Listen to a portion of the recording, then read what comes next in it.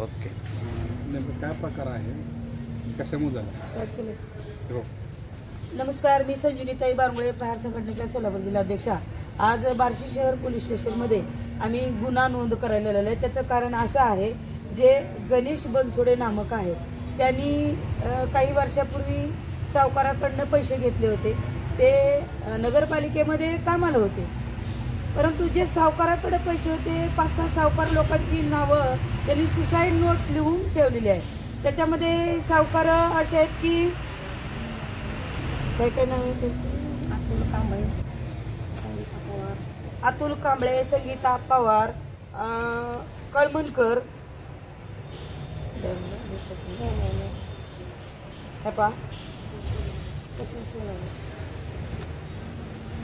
अतुल कांबळे, निलेश खुडे, प्रशांत माने, विशाल गुगळे, अतुल कांबळे, संगीता पवार, सचिन सोनवणे आणि संतोष नानासाहेब कळमनकर यांच्या नावाने सुसाईड नोट लिहिलेली आहे.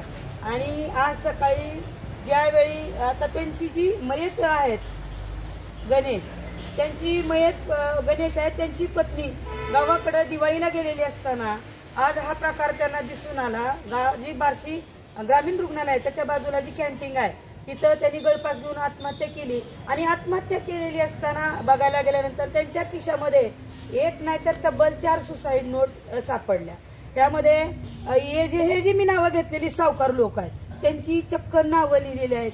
आणि त्यांनी कशा पद्धतीनं त्यांना त्रास दिलाय, किती शिवीगाळी कशा पद्धतीने केली, कशा जीवे मारण्याच्या धमक्या दिल्या, आणि रस्त्यामध्ये अडवून सुद्धा त्यांना मारहाण केली. आणि परत महिला जी संगीता पवार म्हणून नामक आहे, त्यांनी सांगितलं तर ते पैसे जर नाही दिले तर तुला म्हणजे महिला वगैरे अडवून तुझ्यावर गुन्हा दाखल करन, ही त्याच्यामध्ये डोक्यामध्ये छेडछाडीचा गुन्हा दाखल होईल, अशी एक भूमिका त्याच्या डोक्यामध्ये बसली. आणि बायको जी आहे ती बायकोला काही बरंचसं त्यांनी सांगितलं नाही. ज्यावेळी आता सुसाईड केलं त्यावेळी त्यांना कळालं. पण ह्याच्या अगोदर सुद्धा त्यांच्या मिसेस म्हणायच्या गणेशच्या की बाबा वारंवार लोक घरी यायची, त्रास द्यायची. मिस्टर नव्हते त्यावेळी पण सांगायचे की तुझ्या नवऱ्याला पैसे द्यायला लाव, नाहीतर हात तोडीन तांगडं तोडीन, अशा धमक्या द्यायच्या, जातीवर शिवीगाळी द्यायची. मला एवढंच म्हणायचंय, या सावकारांना सांगायचंय की बाबा तुम्ही जरी तुमच्या धमक नसेल, तुम्हाला कष्ट करायची तर धमक नाही, रुपयाचे 2 रुपये कसे होतील ती तुमच्यामध्ये धमक आहे, बाकी काही नाही. 15 ते 20 रुपये टक्क्यांनी जर तुम्ही पैसे देत असाल आणि तुम्हाला सहनशीलता नामक जर नसेल, सोबत सहनशीलताच नसेल, तर तुम्ही सावकारकी करू नका. या तुमच्या सावकारकीमुळं एखाद्याचं कुटुंब उद्ध्वस्त होत असेल. आज ती ताई बघा, आज तिचं वय 23-33 वय आहे, तिची मुलं एक 8वीला एक 5वीला आहे. या सावकाराच्या धमकीमुळं आज तिच्या पतीचं मरण झालंय. आज एक ताई विधवा झाली, 2 मुलं अनाथ झाली. सावकाराच्या या त्रासाला कंटाळून जर असे लोक मरत असतील तर हे चुकीचं आहे. भावांना मी सांगते, बार्शी तालुक्यामध्ये ना इतर बी कुठं जर कुणी सावकाराकडनं पैसे घेतले असतील तर आत्महत्या हा पर्याय नाही. तुम्ही संबंधित पोलीस स्टेशनला सांगा, तक्रार करा की बाबा असे मी पैसे घेतलेले आहेत, पण या माणसापासून मला खूप त्रास होत आहे. आमच्यासारखे सामाजिक कार्यकर्ते बरेच आहेत, त्यांच्याजवळ तुमचं दुःख हो का, पण मरणं हा पर्याय नाही. एक तर शेतकरी बळीराजा अतिवृष्टीमुळं कर्जापोटी बँकेच्या लोनसाठी आत्महत्या इकडे करतो, कर्जमाफी होत नाही म्हणून आत्महत्या करतो. आणि आज सावकारा कंटाळून आज ताईचं कपाळाचं कुकू पुसलं गेलं असेल. हा सावकार आहे तरी कोण? त्यांना कष्ट न करता जर लोकांच्या मेलेल्या मड्यावरचं लोणी जरी पुसून खात असतील तर हे चुकीचं आहे. बार्शीतल्या सगळ्या सावकाराला सांगते मी, तात्काळ हे बंद करा. आणि ज्या बी लोकांनी पैसे घेतले तर मरण हा पर्याय नाही भावानो, तुम्ही मरून जाचाल. पण अशा या ताई सारखी विधवा ताई, तिच्या महागटलं होणार काय, तिचं काय होणार, लेकरा बाळाचं पालन पोषण कसं होणार, ही तुम्ही विचार केला पाहिजे भावानो.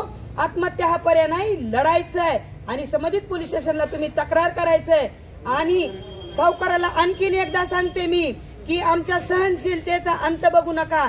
जर तुमच्या या सावकारकीमुळं 15 आणि 20% जर एखाद्या भावाचं एखाद्या बहिणीची आत्महत्या होत असेल तर त्यांच्यावर कायद्याने तर कार्य होणार आहे. आणि पोलीस प्रशासनाला विनंती आहे, आज FIR आम्ही दाखल केलेला आहे. अंत्यविधी झाल्यानंतर आम्ही शहर पोलीस स्टेशन कुकडे साहेबांना भेटलो, त्या सुसाईड नोट पाहिल्या. एक नाही तर तब्बल 4 सुसाईड नोट होत्या. आणि त्या सुसाईड नोट मध्ये ठळक ठळक या आरोपींची नावं लिहून सुसाईड केलेलं आहे. त्यांचं म्हणणं असं आलं की मी घेतलेल्या पैशापेक्षा मी जास्त पैसे दिलेले आहेत, माझ्या पगार सुद्धा घरापर्यंत मी पोचू देत नव्हतो, पण या लोकांना वारंवार पैसे द्यायचो, पण आता इथून पुढे मला काय पैसे देणं होत नाही. आणि उलट माझ्या रुपयाचे 2 रुपये कसे घेतील, पैशाच्या दुप्पट पैसे कसे घेतील. मुदल सोडून व्याजावरच मी माझं घर जळालं, माझ्या लेकरा बाळाचा प्रपंच उघड्यावर ठेवतोय आणि मी माझा स्वतःचा जीव संपवतोय असे सुसाईड नोट ठेवून बिचाऱ्याने आत्महत्या केली. भावानो, आत्महत्या हा पर्याय नाही तर लढावं. एवढंच बोलते. जय हिंद, जय महाराष्ट्र. काय बोलतात?